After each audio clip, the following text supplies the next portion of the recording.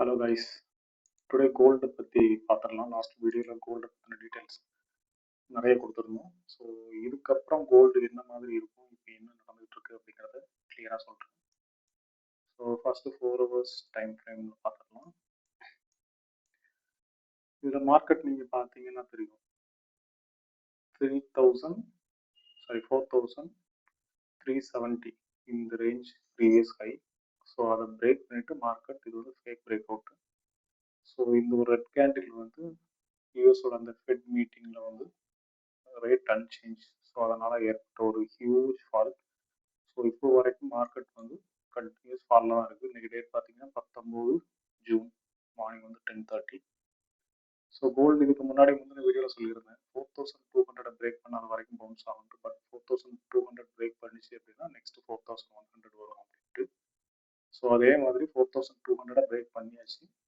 So அதுக்கப்புறம் market வந்து 4,100 வருது. ஸோ 4,100 4,000. ஸோ இந்த ஏரியா வந்து ஒரு சைக்கலாஜிக்கல் லெவல். இதில் வந்து இன்ஸ்டிடியூஷனல் பையர்ஸ் வந்து அதிகமாக பை பண்ணக்கூடிய இடம். ஸோ இந்த லெவல்ஸை வாட்ச் பண்ணலாம். 4,100 to 4,000 இங்கே இருந்து மார்க்கெட் வந்து ரிவர்ஸ் ஆகிறதுக்கு சான்சஸ் அதிகமாக இருக்குது. ஸோ இதையும் பிரேக் பண்ணிச்சுன்னா அடுத்தடுத்த லெவல்ஸ் என்ன அப்படிங்கிறத அப்டேட் பண்ணுறேன். கோல்டு வந்து நீங்கள் 4 ஹவர்ஸில் பார்த்தீங்கன்னா தெரியும். ஸோ இந்த ஒரு ரேஞ்சுக்குள்ளே தான் மார்க்கெட் இருக்குது. ஸோ இதை தாண்டி எங்கேயும் போகலை. ஸோ மறுபடியும் இது உள்ள ரேஞ்ச் பவுண்ட் ஆகிறதுக்கு சான்சஸ் இருக்குது. ஸோ இந்த இடத்துல இருந்து பவுன்ஸ் ஆச்சுன்னா மறுபடியும் 4,370 வரும். ஸோ எப்போ மார்க்கெட் இந்த 4,370 4 ஹவர்ஸ்லேயே டே கேண்டில்லையும் பிரேக் ஆகுதோ, ஆல்ரெடி மார்க் பண்ணி வச்சிருக்க மாதிரி 4,600 இந்த ரேஞ்சு கண்டிப்பாக போகும். ஸோ எதனால கோல்டு வந்து இப்போ கீழே இறங்கிட்டு இருக்கு அப்படிங்கிறதுக்கு ரீசன் வந்து டாலர் தான். ஸோ டாலர் வந்து ரொம்ப ஸ்ட்ராங்காக இருக்குது. அது எப்படி அப்படின்னு சொல்கிறேன். ஸோ டாலர் ஸ்ட்ராங் ஆச்சு அப்படின்னாலே கோல்டு ஆட்டோமேட்டிக்காக ஃபாலோ ஆகும். ஸோ இது நீங்கள் டே கேண்டில் பார்த்தாலும் ஒரு ஸ்ட்ராங்கான ரெசிஸ்டன்ட் ஆல்ரெடி பிரேக் பண்ணியாச்சு டாலர்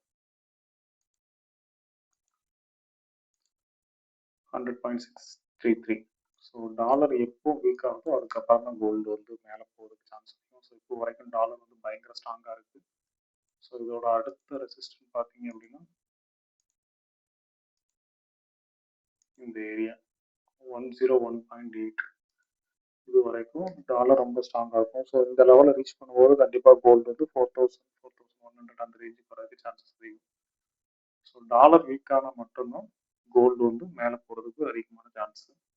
டாலர் எதுக்கு இவ்வளவு ஸ்ட்ராங்காக இருக்குது அப்படின்னா ஃபெட் வந்து அவங்களோட ரேட் வந்து சேம் அதே மாதிரி வச்சுட்டாங்க, கட் பண்ணலை. ஸோ அந்த ஒரு ரீசனால டாலர் இவ்வளோ ஸ்ட்ராங்காக இருக்கிறதுனாலையும் கோல்டு வந்து ஃபால் ஆகிக்கிட்டே இருக்குது. ஸோ கோல்டோட லெவல்ஸ் வந்து இப்போதைக்கு ஷார்ப் பியரிஷ் தான்.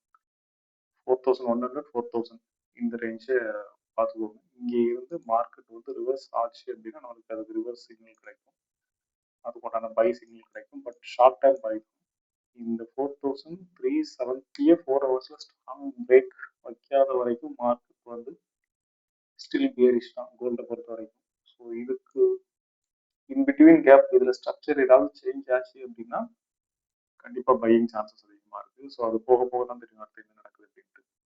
ஸோ இது வந்து கோல்டோட கரண்ட் அப்டேட். ஸோ இப்போதைக்கு இதுதான் லெவல்ஸ் கோல்டில். ஸோ பிட்காயின் நெக்ஸ்ட் பார்த்துக்கலாம். பிட்காயின் ஆல்ரெடி லெவல்ஸ் கொடுத்துருந்தேன் லாஸ்ட் வீடியோவில். ஸோ பிட்காயினும் ஆல்ரெடி சொல்லியிருந்தது தான் 4 ஹவர்ஸ் வந்து ஆல்ரெடி இந்த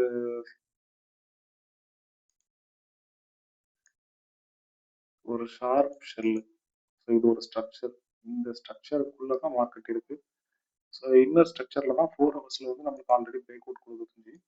மார்க்கெட் வந்து இந்த இடத்த பிரேக் அவுட் கொடுத்து மேலே போச்சு. பட் ஆல்ரெடி லாஸ்ட் வீடியோவில் லெவல்ஸ் கொடுத்துருந்தேன் 63,500 இந்த ரேஞ்சை பிரேக் பண்ணாத வரைக்கும் 4 ஹவர்ஸ் கேண்டிலில் பிரேக் பண்ணாத வரைக்கும் பிட்காயின் வந்து அப் சைடில் போகிறதுக்கு சான்ஸ் அதிகம். 73,000 வரைக்கும் போகும் அப்படின்னு சொல்லியிருந்தேன். பட் ஆல்ரெடி பிரேக் பண்ணியாச்சு. ஸோ இந்த இடத்துல கன்சல்டேஷன் நடந்தால் கூட பிட்காயின் என்ன ஆகும் நெக்ஸ்ட் அப்படின்னா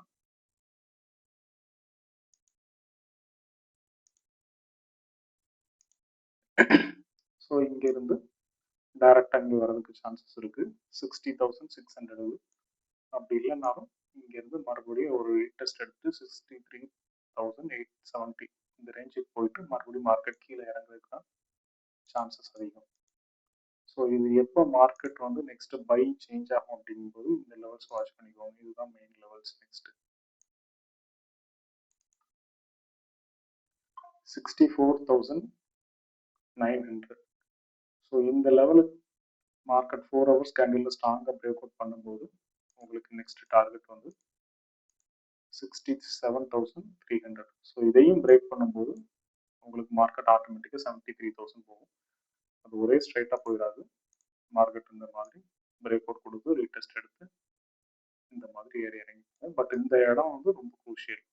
இந்த இடத்த வந்து மார்க்கெட் வந்து ரிஜெக்ஷன் ஆச்சு அப்படின்னா கண்டிப்பாக ஒரு நல்ல ஒரு ஃபால் மறுபடியும் வரதுக்கு சான்சஸ் அதிகம். ஸோ இந்த இடத்த பிரேக் பண்ணால் ஒரு ஸ்ட்ராங் பை. பட் இது பிரேக் பண்ணாத வரைக்கும் பிட்காயின் வந்து செல்லிங் சைடில் தான் அதிகமாக இருக்கும். ஸோ இது வந்து பிட்காயினோடது. ஸோ இதுதான் இன்னைக்கு இருக்கிற கோல்டு பிட்காயினோட லெவல்ஸ். ஸோ கோல்டோடையும் பிட்காயினோடையும் அடுத்தடுத்த லெவல்ஸ் வந்து சேஞ்ச் ஆகும்போது கண்டிப்பாக அடுத்த வீடியோவில் அப்டேட் பண்ணுறேன். ஸோ இன் பிட்வீன் கேப் உங்களுக்கு ஏதாவது டீட்டெயில்ஸ் டவுட் இருந்துச்சு அப்படின்னா கீழே கமெண்ட் பண்ணுங்கள். கண்டிப்பாக நான் ரிப்ளை பண்ணுறேன்.